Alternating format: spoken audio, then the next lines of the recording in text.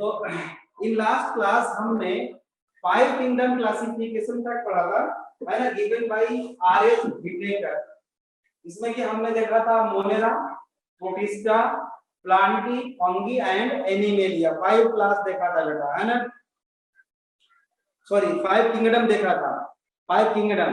तो अब जो है बेटा आगे जो हम टॉपिक करने वाले हैं आज, वो स्टार्ट करने जा रहे हैं बेटा डीमेरिट ऑफ 5 किंगडम क्लासिफिकेशन। ऐसा नहीं है कि 5 किंगडम क्लासिफिकेशन पूरी तरह से परफेक्ट है, ऐसा नहीं है। ये ड्रॉबैक भी पूछता रहता है ना, नीट के क्वेश्चन में भी आ सकता है बेटा, और आपका जो होम एग्जामिनेशन होता है उसमें भी आ सकता है। तो आप हेडिंग को बेटा डीमेरिट्स ऑफ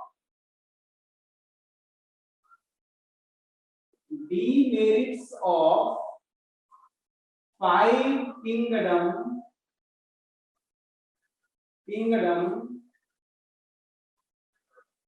क्लासिफिकेशन, है ना, डीमेरिट ऑफ 5 किंगडम क्लासिफिकेशन। पहला डीमेरिट लिखेंगे, पहला डीमेरिट लिखेंगे बेटा, प्रॉपर लिखना है आपको, नोट्स बनाना है ना। The 5 kingdom, in 5 kingdom classification, देखिए इन 5 kingdom classification Monera and protista, Monera and protista are still STI still heterogeneous group, heterogeneous group, heterogeneous group। heterogeneous group का क्या मतलब हुआ? हेटेरो मीन्स डिफरेंट, मतलब मोड ऑफ न्यूट्रिशन, ऑटोट्रॉफिक और heterotrophic, saprotrophic, chemo autotrophic दोनों में, ठीक है ना, तो इसको हेटेरोट्रॉफिक बोलेंगे। Heterogeneous groups, both are, comma के बाद लिखो, both are include photosynthetic and non-photosynthetic, photosynthetic and non-photosynthetic, as well as walled, as well as walled and WALLED, walled and wall-less, walled and wall-less, मतलब कि cell wall पाई भी जाती है और cell wall नहीं भी पाई जाती है। यहाँ पे वॉल्ड का मतलब है सेल वॉल, है ना। तो मोनेरा में भी कुछ ऐसे हैं जिनके ऊपर सेल वॉल पाई जाती है, कुछ ऐसे ऑर्गेनिजम्स हैं जिसके सेल वॉल नहीं पाई जाती है। प्रोटिस्टा में भी यही है बेटा, कुछ के ऑर्गेनिजम्स के बाहर सेल वॉल पाई जाती है, कुछ के बाहर सेल वॉल नहीं पाई जाती है। तो इसलिए इसको हम बोलते हैं दोनों जो है हेटेरोजीनस ग्रुप है। तो बिल्कुल क्लियर कट विजन नहीं है कि एक्चुअल में कैरेक्टरिस्टिक में क्या होना चाहिए, ठीक है ना। Wall less organisms, walled and wall less organisms. अब बताओ ये पहला पॉइंट सबको समझ में आ गया? कोई ऐसा बच्चा जिसको पहला पॉइंट समझ में ना आया हो? ठीक है, समझ में आ गया। दीप्ति समझ में आ गया, ठीक है, ठीक है, वेरी गुड। निशांत, निशांत बेटा समझ में आ गया? निशांत और मुस्कान, निशांत और मुस्कान बैठे हुए हैं,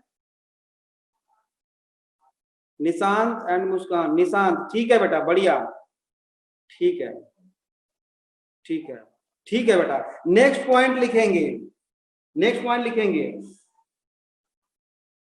दूसरा ड्रॉबैक लिखेंगे बेटा। दूसरा ड्रॉबैक है फाइलोजेनेटिक क्लासिफिकेशन, फाइलोजेनेटिक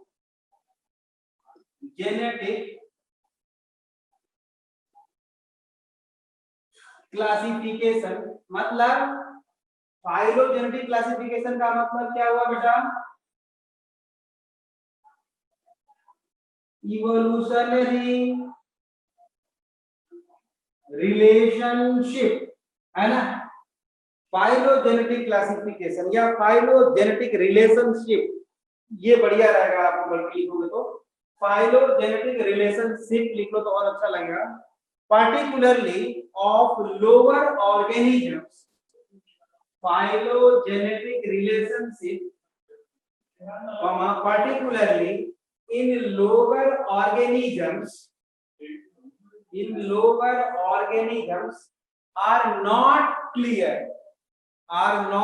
clear, ये ड्रॉबैक है। इसका क्या मतलब हुआ देखो बेटा, एक्चुअल में मोनेरा में जो बेटा आर्किया बैक्टीरिया आता है, यू बैक्टीरिया आता है, साइनोबैक्टीरिया आता है, माइकोप्लाज्मा आता है, रिकेट्सिया आता है, ये नाम आपने सुना नहीं होगा।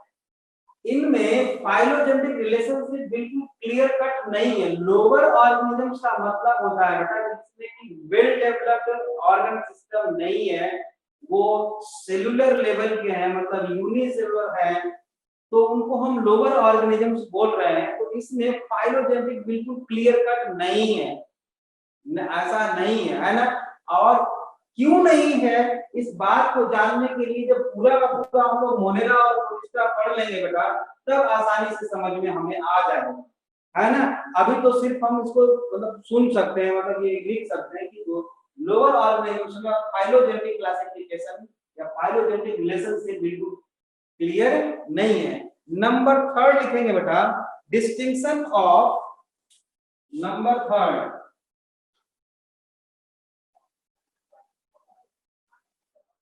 distinction of unicellular and multicellular is not very clear, है ना, is not very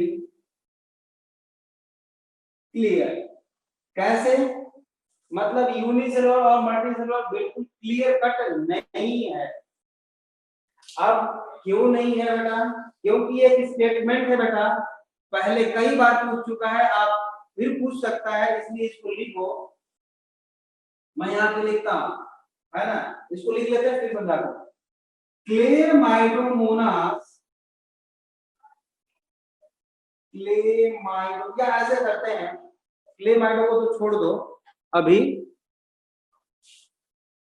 इसको छोड़ देते हैं, दूसरा एग्जांपल लेते हैं बेटा। हम जानते हैं बेटा जो किंगडम है वो है प्रोटिस्टा, इसके पहले है Monera, protista, fungi, Plantae and animalia. ये हमारा 5 किंगडम है। आप जानते हो इस किंगडम प्लांटी में ना बेटा कुछ ऑर्गेनिजम्स आज भी यूनिसेलुलर है, कुछ है मल्टीसेलुलर, समझ रहे हो। मतलब इस प्लांटी में बेटा यूनिसेलुलर एल्गी भी है, मतलब कुछ यूनिसेलुलर एल्गी को हम प्लांट किंगडम में रखते हैं, ठीक है। और मैक्सिमम जो है प्लांट्स वो क्या है बेटा, मल्टी सेल्यूलर, ठीक बात है। मतलब किंगडम प्लांटी में बेटा कुछ यूनिसेलुलर ऑर्गेनिजम्स भी है, जैसे कि यूनिसेलुलर एल्गी, ठीक बात है, और मल्टीसेलुलर भी है। अब फंगी में देखो, फंगी में यूनिसेलुलर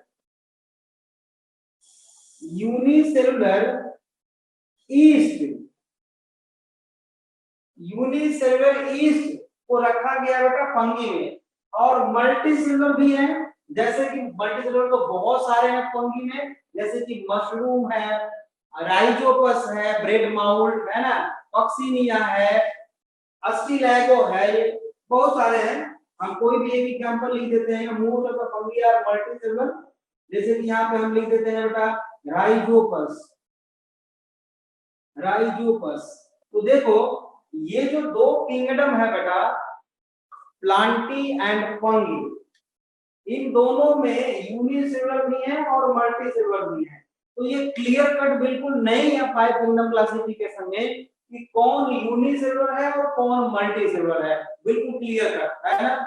अगर वैसे देखा जाए तो ये मोनेरा और प्रोटिस्टा दोनों यूनिसेलुलर हैं और ये कंप्लीटली मल्टीसेलुलर है, लेकिन यूनिसेलुलर और मल्टीसेलुलर के बेसिस पे सेपरेट किंगडम नहीं है। ये है ड्रॉबैक है ना 5 किंगडम क्लासिफिकेशन का। ठीक है, एक और चीज है स्टेटमेंट है बेटा, मैं स्टार लगा देता हूं यहाँ पे है ना, और लिखिए, इसमें लिखिए बेटा क्लेमाइडोमोनास, क्लेमाइडोमोनास, देखो Chlamydomonas and chlorella, chlorella, Chlamydomonas and chlorella earlier considered in, लिखो earlier considered in plant kingdom, plant kingdom, in bracket लिखना algae, in bracket algae, but nowadays yeah currently considered in kingdom protista, kingdom protista। मतलब बेटा ये Chlamydomonas और Chlorella both are unicellular and eukaryote, unicellular eukaryote.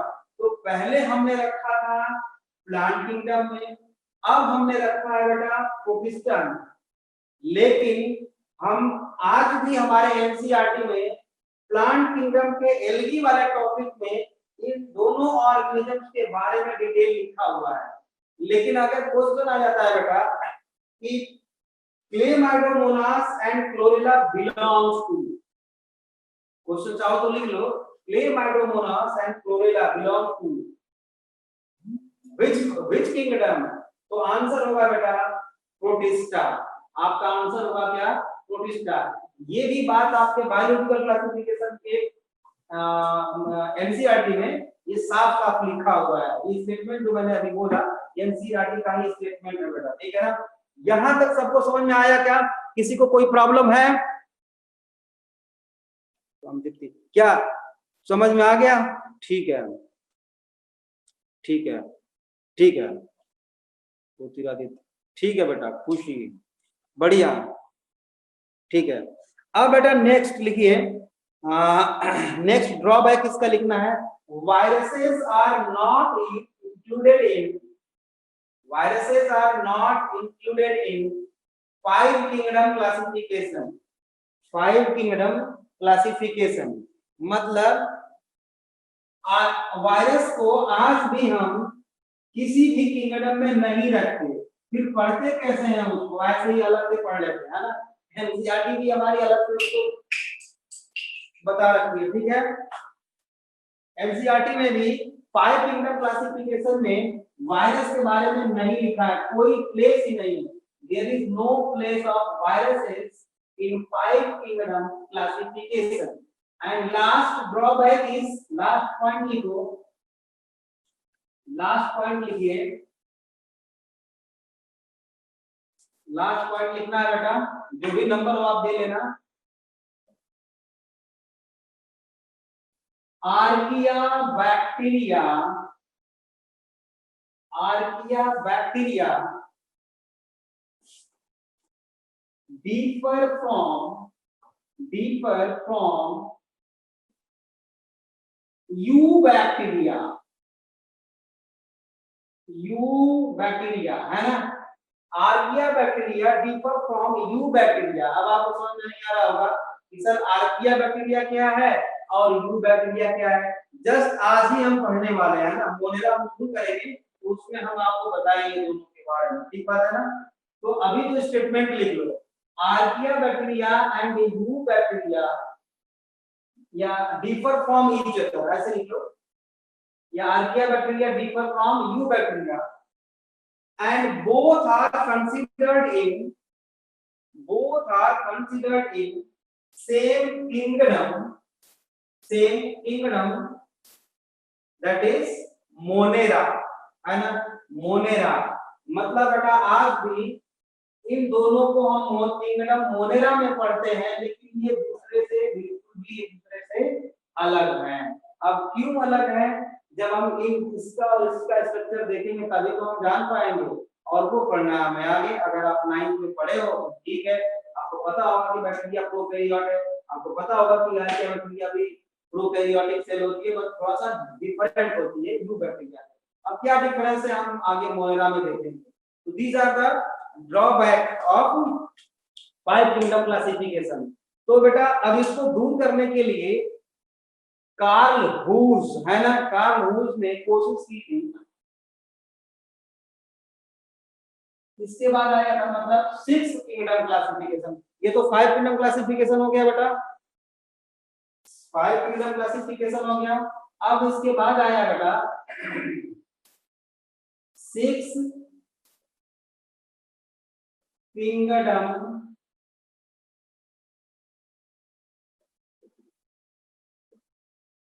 classification, 6 kingdom classification, 6 kingdom classification given by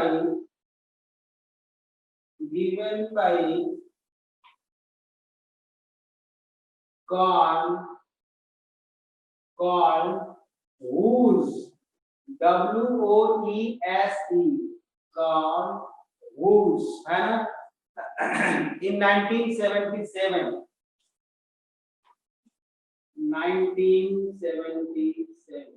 अब ध्यान से सुनो मेरी बात, थोड़ा सा मुश्किल होगा समझना, लेकिन कोई बात नहीं है, नहीं समझ में आएगा तो याद कर लेना ये पॉइंट, क्योंकि आगे समझ में आएगा ना जब मोनेरा पढ़ेंगे हम लोग। चलो कोशिश करता हूँ बताने की, है ना।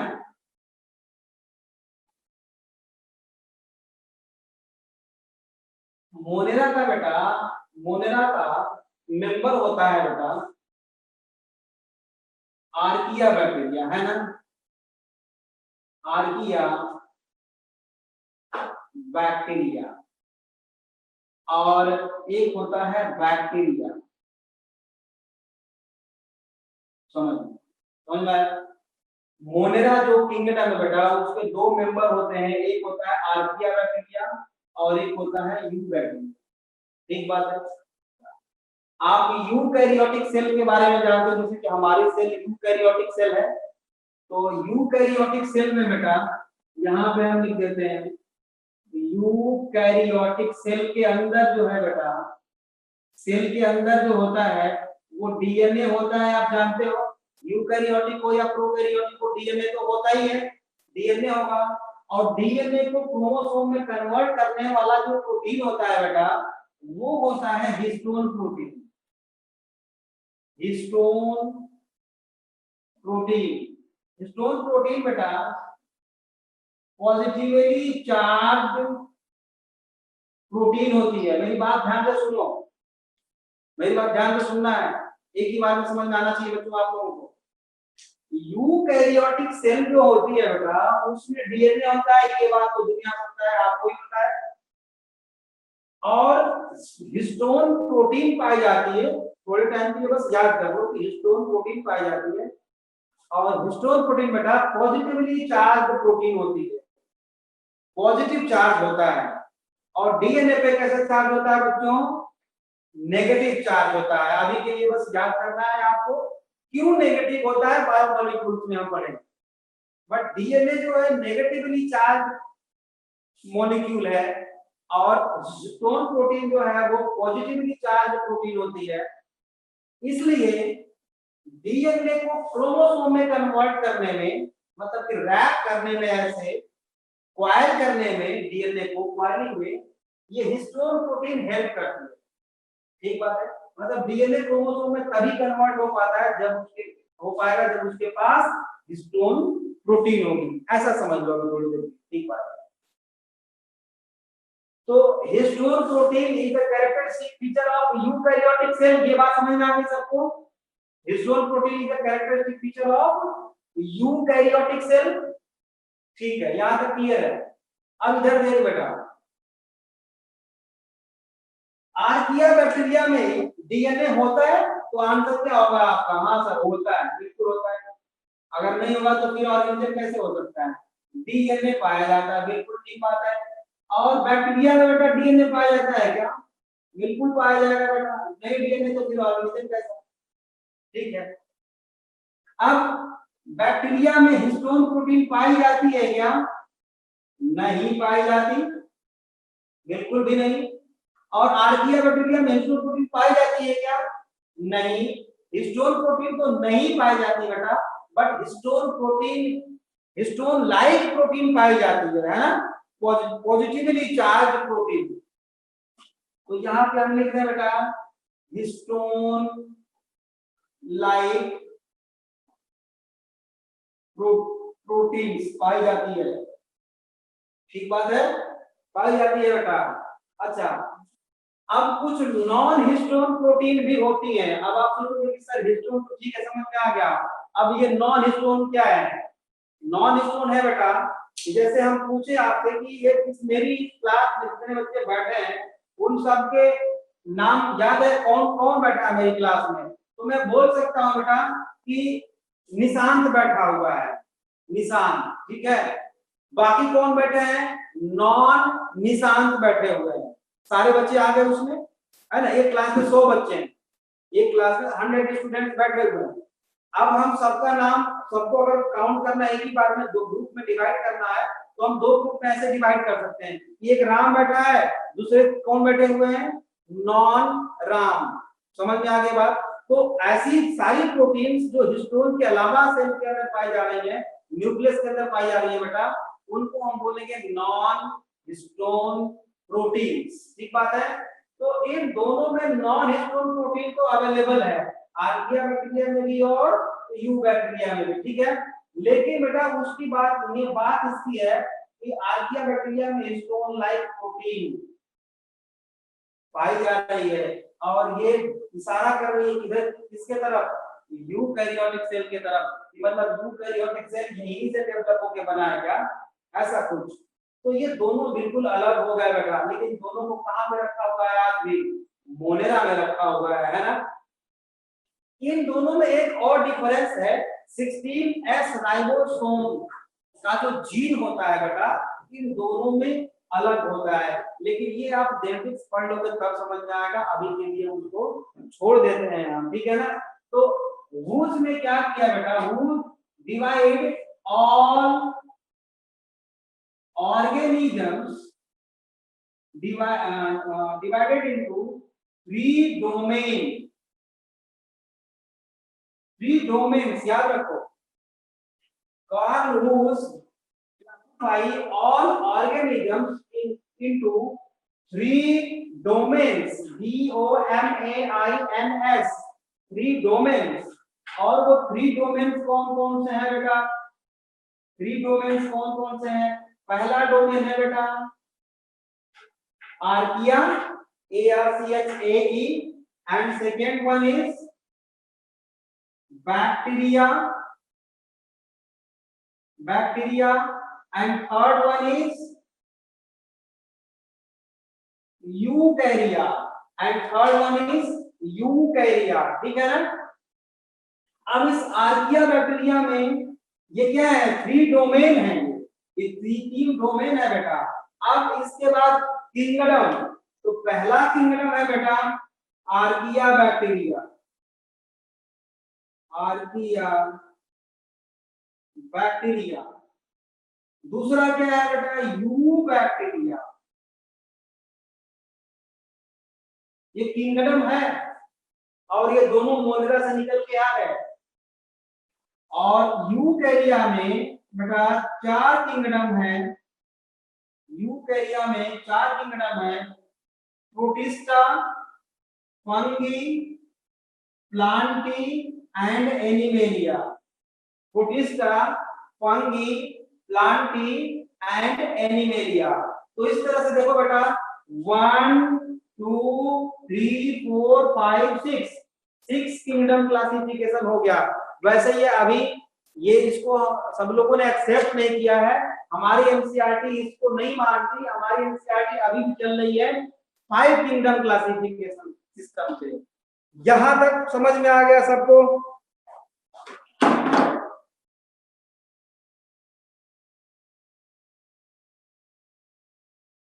यहां तक सबको समझ में आ गया बच्चों?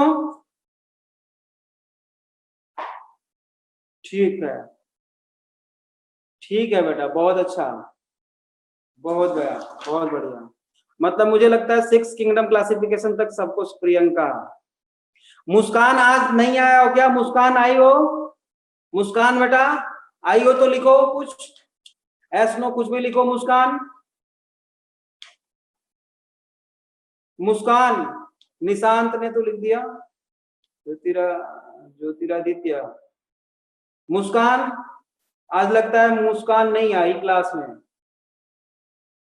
ठीक है बेटा, मुस्कान क्लास में आई नहीं आज। 19। ठीक है बच्चों, आगे बढ़ते हैं हम, है ना? चलो, अब ये क्लासिफिकेशन सिस्टम तो हमारा एक फिनिश होता है बेटा। अब हम वन बाय वन करके किंगडम पढ़ेंगे, है ना? एक एक किंगडम। चलो तो फर्स्ट किंगडम स्टार्ट करते हैं बेटा। किंगडम,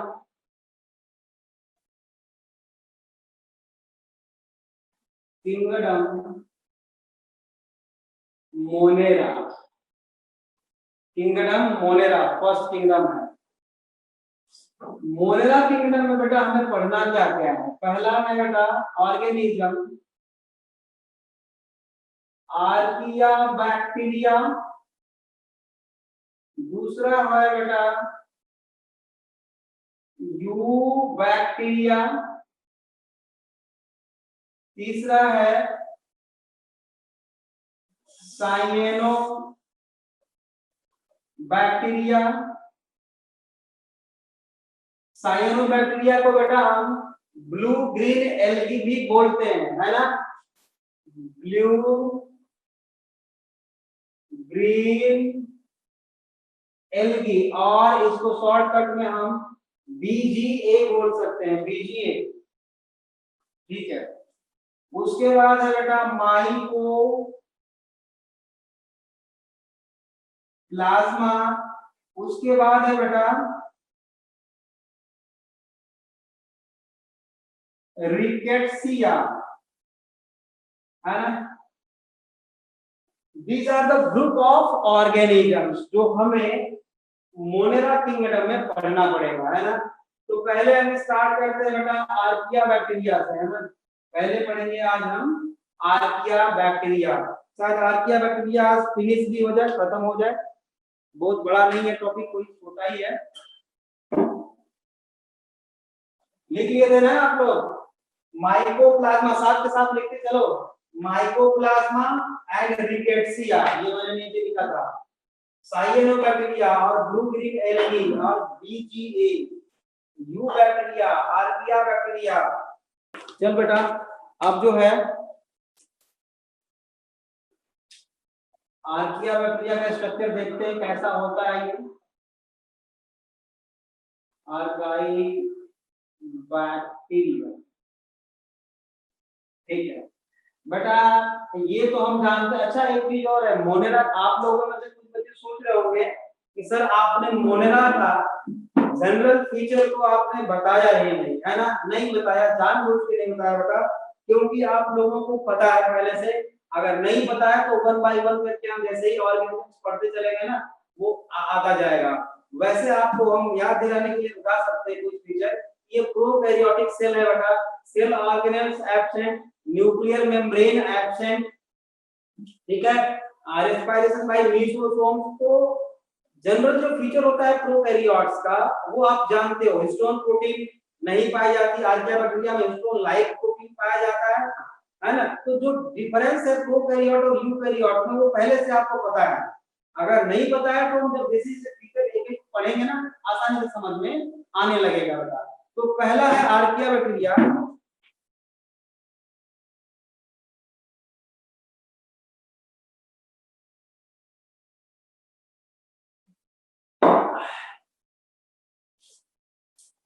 ये मान लेते हैं बेटा कि आर्किया मीन्स होता है ओल्ड, आर्किया मीन्स ओल्ड नहीं बल्कि ओल्डेस्ट, सबसे पुराना।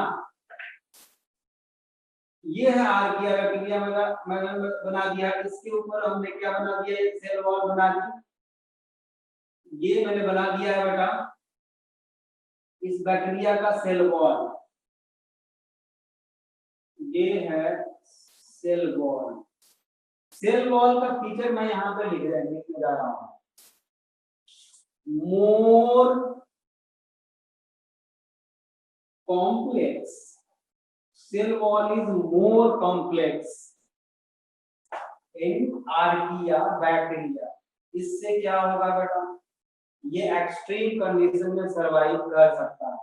दूसरा सेल वॉल की प्रॉपर्टी होती है बेटा, सेल वॉल है ब्रांच्ड चेन ऑफ लिपिड। ये देखो मैंने लिखा है सेल वॉल की प्रॉपर्टी कि ब्रांच चेन ऑफ लिपिड पाई जाती है किसमें, आर्किया बैक्टीरिया के सेल वॉल में। इससे क्या बेनिफिट है बेटा, इसको क्या फायदा है इसको आर्किया बैक्टीरिया को, ये समझने के लिए आप घरों में देखे होंगे अचार बनाया जाता है, तो बेटा अचार में हम क्या करते हैं, ऑयल डाल देते हैं ना, सरसों का तेल डाल देते हैं उसमें, ठीक बात है। तो बिना सरसों के तेल डाले अगर हम अचार बनाने की कोशिश करें बेटा तो सड़ जाएगा ना, फंगस ग्रो कर जाएंगे उसमें, मतलब बहुत सारे माइक्रो ऑर्गेनिजम्स आ सकते हैं जो एयर में उनके स्पोर प्रेजेंट हैं और वहां पे प्रोपोगेट करके उसको डैमेज कर देंगे उस फूड को, ठीक है ना। लेकिन अगर हम ऑयल में डीप कर देते हैं बेटा, जैसे ही माइक्रो ऑर्गेनिज्म कोई उस ऑयल को क्रॉस करने की कोशिश करेगा तो ऑयल क्या करेगा, माइक्रो ऑर्गेनिज्म के अराउंड एक ऐसी लेयर बना देगा जिससे कि उसका एक्सटर्नल एनवायरनमेंट से कनेक्शन जो है ऑफ हो जाएगा। मतलब वो जो ऑर्गेनिज्म है बाहर से कोई भी मटेरियल, फूड मटेरियल इनटेक नहीं कर पाएगा, फिर उसकी डेथ हो जाएगी। ये बात समझ आ गई, मतलब ऑयल जो है प्रिवेंट करता है, समझ रहे हो, फूड को प्रिवेंट कर रहा है, ठीक है।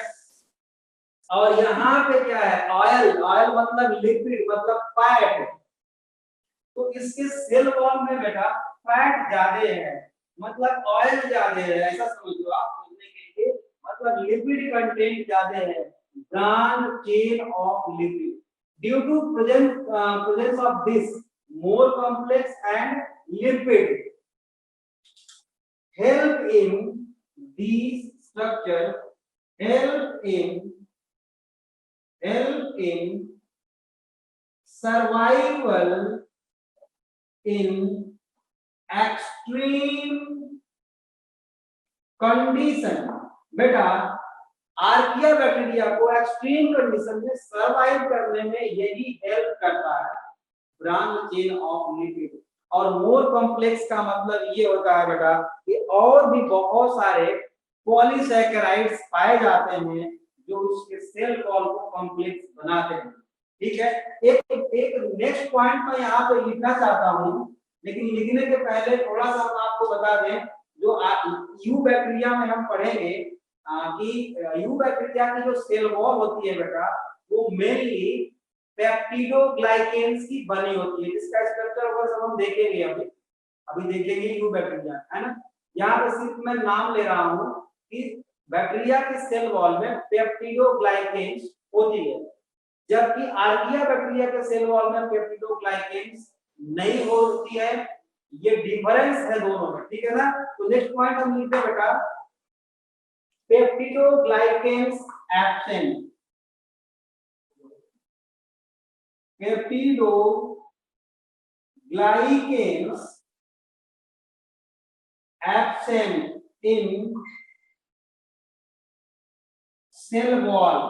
अगर पेप्टिडोग्लाइकेन्स एब्सेंट है बेटा तो फिर प्रेजेंट क्या है बेटा, प्रेजेंट क्या है, फिर इसके उसमें बेटा non cellulosic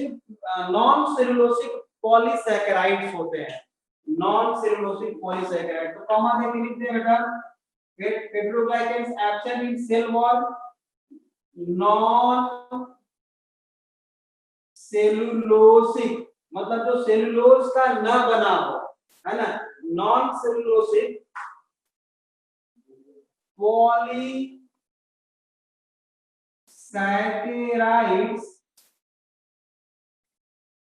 present in their cell wall, non-cellulosic polysaccharides present in their cell wall। ठीक बात है, समझ में आ गया? यहां तक सबको समझ में आया या नहीं आया? सबको समझ में आ गया यहां तक?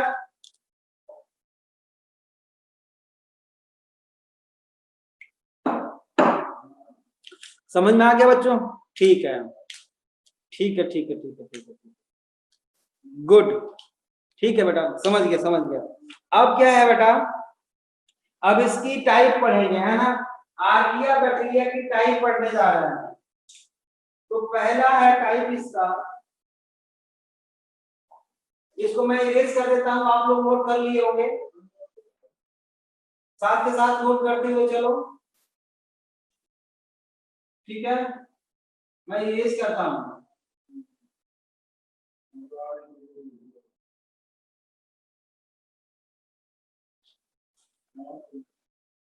Type, type of archaea bacteria number 1, मेथानोजेंस, मेथानोजेंस, METHANOGENES, मेथानोजेंस। मेथानोजेंस बेटा ये कैटल्स के एलिमेंट्री कैनाल गट में अंदर पाए जाते हैं।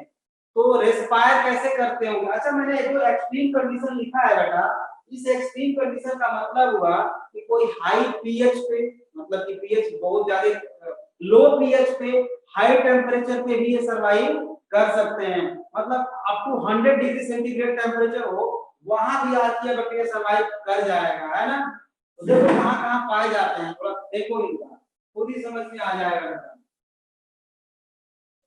ये मेथानोजेंस जो होते हैं बेटा कैटल्स के एलिमेंट्री कैनाल में पाए जाते हैं और सेलुलोज को फर्मेंट करते हैं, मतलब सड़ा देते हैं और उससे मीथेन गैस प्रोड्यूस करते हैं, है ना, मीथेन गैस प्रोड्यूस करते हैं। तो आप सोच सकते हो कि ये जो है एरोबिकली रेस्पायर करेंगे या एनारोबिकली रेस्पायर करेंगे, है ना, क्योंकि ऑक्सीजन तो इनको अवेलेबल वहां पे है नहीं, तो कैसे रेस्पायर करेंगे बेटा? एनारोबिकली, है ना। तो ये जो होते हैं बेटा एनारोबिक ऑर्गेनिजम्स होते हैं। एनारोबिक मतलब कि दे रेस्पायर विदाउट ऑक्सीजन, ठीक है, विदाउट ऑक्सीजन, बिना ऑक्सीजन के ये रेस्पायर कर सकते हैं। अच्छा, ये दो जगह पाए जाते हैं बेटा, एक तो गट और गट मतलब एलिमेंट्री कैनाल, गट का मतलब एलिमेंट्री कैनाल, है ना, सब gut of cattles, cattles, cattles जैसे कि काऊ, बफलो, है ना, इनमें पाए जाते हैं। इनका एग्जाम्पल हम लिख दें, मेथानो, मेथानो बैक्टीरियम बेटा, मेथानोबैक्टीरियम, है ना, गट ऑफ कैटल्स या रूमिनेंट एनिमल्स बोल सकते हैं कैटल्स को, रूमिनेंट एनिमल्स। मेथानोबैक्टीरियम जो है बेटा ये नाम है उस बैक्टीरिया का जो मीथेन प्रोड्यूस करता है, और ये आर्किया बैक्टीरिया है, इसको मेथानोजेंस के कैटेगरी में रखा गया है। ये बात समझ में आपको आ गई होगी अच्छी तरह से, है ना। तो ये मेथानोबैक्टीरियम एक्चुअल में गट ऑफ रूमिनेंट एनिमल्स में करते क्या है बेटा, ये जो है कैटल्स के गट में सेलुलोज, सेलुलोज को बेटा क्या करते हैं, ये फर्मेंट कर देते हैं, सेलुलोज को फर्मेंट कर देते हैं, मतलब सड़ा देते हैं, due to presence of enzyme cellulase, है ना, सेलुलोज को डाइजेस्ट करने वाला एंजाइम है बेटा सेलुलेज, ठीक बात है। तो सेलुलोज के हेल्प से सेलुलोज को ये डाइजेस्ट कर देते हैं और क्या प्रोड्यूस करते हैं बेटा, CH4 मीथेन प्रोड्यूस करेंगे एंड अदर ऑर्गेनिक मटेरियल। ये बात समझ में आ गई। दूसरा, इन marshy area and गोबर गैस प्लांट, गोबर गैस प्लांट आप जानते होंगे है ना, मार्सी मतलब दलदली जगह जहां होगी वहां भी, ये दोनों जगह वहां भी मीथेन प्रोड्यूस की जाती है।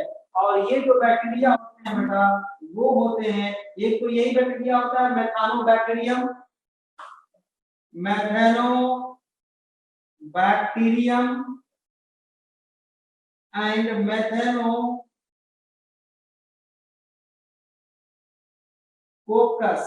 देखो मेथानोबैक्टीरियम एंड मेथानोकोकस ये सारे आर्किया बैक्टीरिया है, किस ग्रुप में आएंगे बेटा, मेथानोजेंस। एक बार रिपीट कर देता हूं मैं बेटा, देखो आर्किया बैक्टीरिया का 3 ग्रुप होता है बेटा, एक होता है मेथानोजेंस, दूसरा होता है हैलोफिल्स और तीसरा होता है थर्मोएसिडोफिल्स। तो थर्मोएसिडोफिल्स और हैलोफिल्स को अभी हम पढ़ेंगे। मेथानोजेंस में हमने देखा कि मेथानोजेंस में जो बैक्टीरिया होते हैं उसमें 2 तरह के होते हैं बेटा, वो या तो मेथानोबैक्टीरियम होगा नहीं तो मेथानोकोकस होगा। मेथानोबैक्टीरियम कैटल्स के गट में पाया जाता है जो मीथेन प्रोड्यूस करता है। कैसे, due to fermentation of cellulose they produce methane, due to fermentation of cellulose they produce methane, methane gas है ना। दूसरा पाया जाता है इन मार्सी एरिया या और गोबर गैस प्लांट में पाए जाते हैं, उसमें दोनों तरह के बैक्टीरिया पाए जाते हैं बेटा, methanobacterium and methanococcus. They are belong to archaea bacteria है ना, मेथानोजेंस। मुझे लगता है मेथानोजेंस समझ में आ गया होगा आपको। देखो अब दूसरा है बेटा हैलोफिल्स, दूसरी कैटेगरी जो है हैलोफिल्स। सेकेंड कैटेगरी है बेटा आर्किया बैक्टीरिया की, दूसरी हैलोफिल्स है ना, हैलोफिल्स। इनको हम बोलते हैं बेटा साल्ट लविंग, मतलब जहां पे हाई साल्ट कंसंट्रेशन होगा बेटा, हाई साल्ट कंसंट्रेशन, जहां पे हाई साल्ट कंसंट्रेशन होगा बेटा वहां पे हैलोफिल्स पाए जाएंगे, ठीक है ना, हैलोफिल्स वहीं पे पाए जाएंगे। न्यूट्रिशनली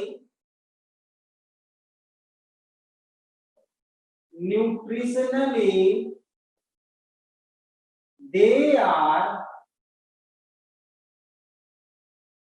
केमोऑटोट्रॉप्स।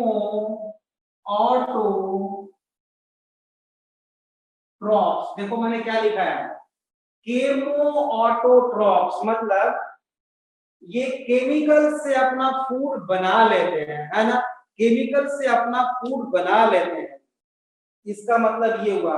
और ये ऑटोट्रॉप हैं, लेकिन फोटो ऑटोट्रॉप नहीं है, ये फोटोसिंथेसिस नहीं करते बेटा है ना, केमिकल से फूड बनाते हैं। वो कैसे बेटा, पर बहुत इंपॉर्टेंट लाइन बोलने जा रहा हूं मैं, पर्पल पिगमेंटेड मेम्ब्रेन, मतलब इनकी जो मेम्ब्रेन होती है बेटा बाहर सेल मेम्ब्रेन जो होती है, सेल वॉल तो होता ही है सबसे बाहर, लेकिन उसके नीचे सेल मेम्ब्रेन होती है बेटा, तो सेल मेम्ब्रेन के अंदर पर्पल पिगमेंटेड मेम्ब्रेन होती है। जो यहाँ पे मैं लिखता हूं पर्पल पिगमेंटेड मेम्ब्रेन जो होती है बेटा, ये क्या करती है कि डायरेक्ट जो है सनलाइट को ट्रैप कर लेती है ना, सनलाइट को ट्रैप कर लेती है ना, जिसका मतलब ये नहीं कि फोटो ऑटोट्रॉप या फोटोसिंथेसिस नहीं बोलना है, सनलाइट को ट्रैप कर लेती है बेटा और डायरेक्ट एटीपी बनाती है, but no food, no food. ये देखो दो चीज हमने लिखी है, लिखा है, हमने लिखा है, एक तो एटीपी लिखा है, एटीपी मतलब बेटा डायरेक्ट एटीपी प्रोड्यूस कर रहा है पर्पल पिगमेंटेड मेम्ब्रेन। इस एटीपी का यूज अपने सभी मेटाबॉलिक एक्टिविटी के लिए वो यूज कर सकता है, लेकिन कोई फूड नहीं बनता इसमें, फूड नहीं बनता इसमें, इसीलिए इसको हम बोल रहे हैं बेटा केमो ऑटोट्रॉप्स, केमो ऑटोट्रॉप्स। अच्छा, ये एरोबिक होते हैं बेटा, they are aerobic. Next point, they are aerobic मतलब they respire due to projects of oxygen, है ना। अब एग्जांपल लिख लेते हैं कुछ हेलोफिल्स का, है, याद रहेगा वही हेलोबैक्टीरियम एंड हेलोकोकस, उसी तरह से मेटानोमिलेसिस, हेलोबैक्टीरियम एंड हेलोकोकस, हेलोकोकस, ठीक है। मुझे लगता है आपको मेथेनोजेंस एंड हेलोफिल्स पूरी तरह समझ में आ गया, बहुत आसान है ना। ठीक है, आगे चलते हैं हम, है ना। ठीक है, ठीक है, ठीक है, ठीक है, ठीक है। अब आगे बढ़ते हैं बेटा। अब जो है हम चलते हैं थर्मोइलेक्ट्रिक, तो तीसरा कैटेगरी इनका है। पहला थर्मो मेथेनोजेंस पढ़ लिया, हेलोफिल्स पढ़ लिया,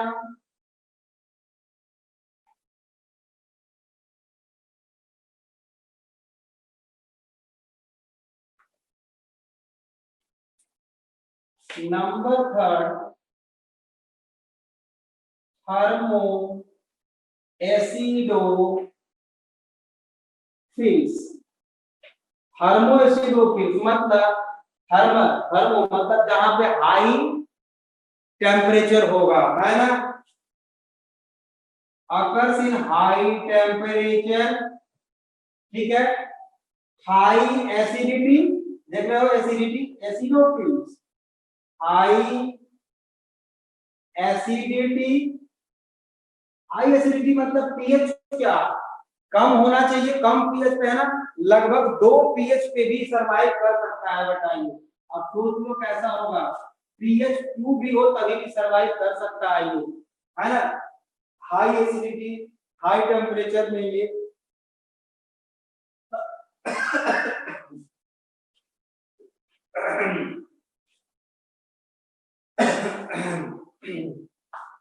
ठीक है। इसका एग्जांपल है बेटा थर्मोप्रोटियस एंड थर्मोप्लाज्मा, एंड अभी लिखता हूं nutritionally they are chemosynthetic. Chemosynthetic मतलब केमिकल से अपना फूड बना लेते हैं, है ना। तो पहला तो ये है कि हाई टेम्परेचर हाई पीएच में पाया जाएगा, और दूसरी चीज है केमोसिंथेटिक में बेटा दो तरह के होते हैं, एक तो होगा एरोबिक और दूसरा होगा एनारोबिक। ये इंपॉर्टेंट चीज है, मैं इसको रेड कलर से लिखता हूं बेटे, है ना। ये दो तरह के हो सकते हैं, दे आर टू टाइप, एक होता है एरोबिक और दूसरा होता है बेटा एनारोबिक।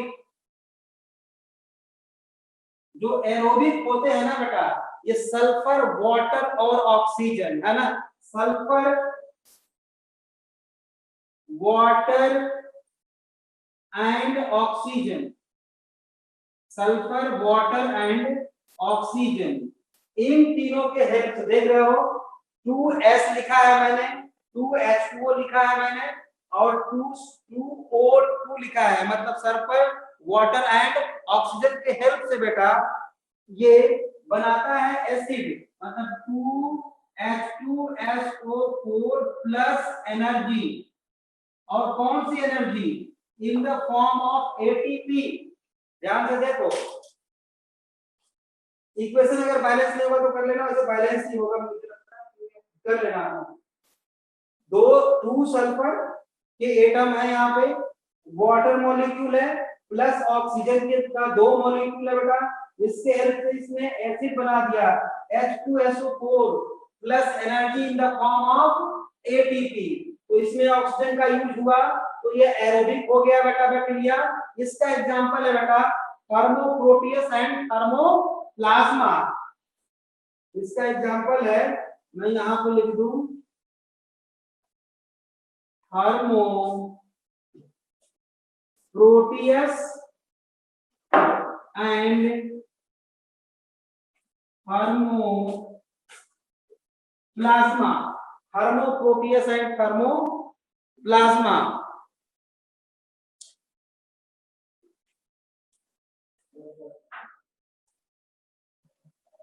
ठीक है। अगर condition is, if condition is anaerobic, अगर कंडीशन एनारोबिक है बेटा तो क्या होगा, सल्फर को सीधे सीधे रिड्यूस कर देगा। अब केमिस्ट्री हमें नहीं पढ़ना है, हमें बस इतना याद रखना है बेटा कि अगर एरोबिक एनारोबिक कंडीशन है, सल्फर डायरेक्टली रिड्यूस कर दिया इसने किसमें, वाटर प्लस एनर्जी में, मतलब एसिड नहीं बना यहाँ पे, एसिड नहीं बना यहाँ पे। और ये कहाँ पे पाए जाते हैं बेटा, इस तरह के थर्मो, देखो हेलोफिल्स जहाँ 60 कंसंट्रेशन है वहां पे पाए जाएंगे।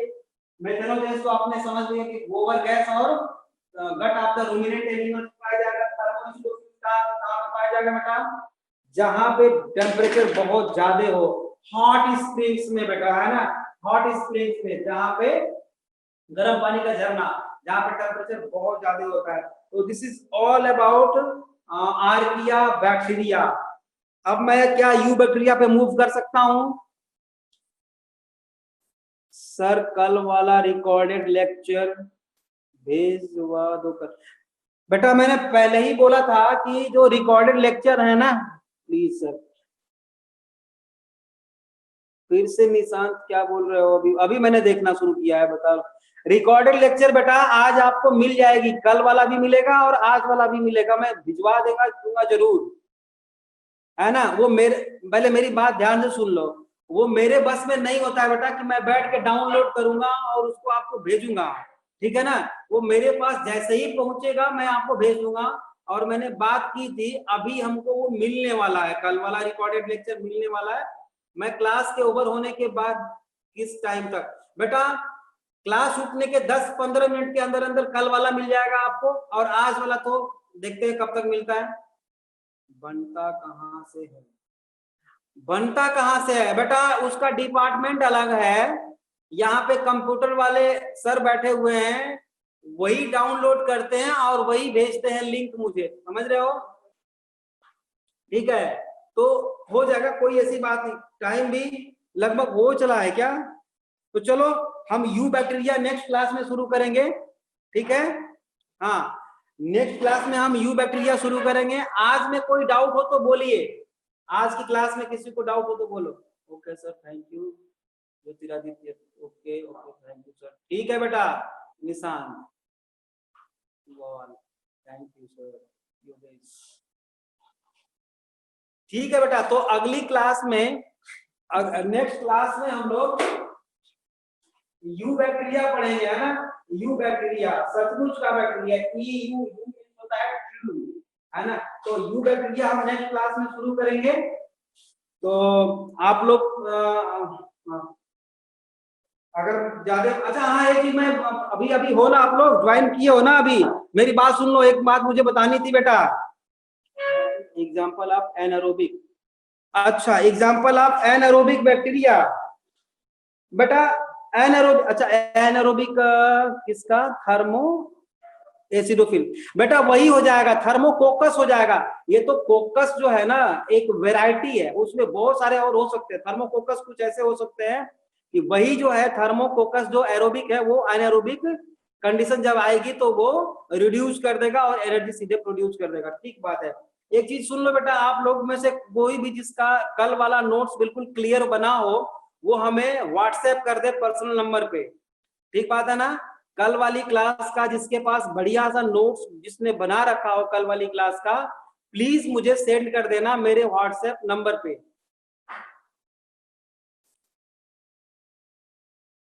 ठीक है ना। मेरे व्हाट्सएप, हाँ बेटा जरूर भेज देना, कोई ना कोई भेज देना मेरे व्हाट्सएप नंबर पे कल वाली क्लास का नोट्स जिसने बनाया हो।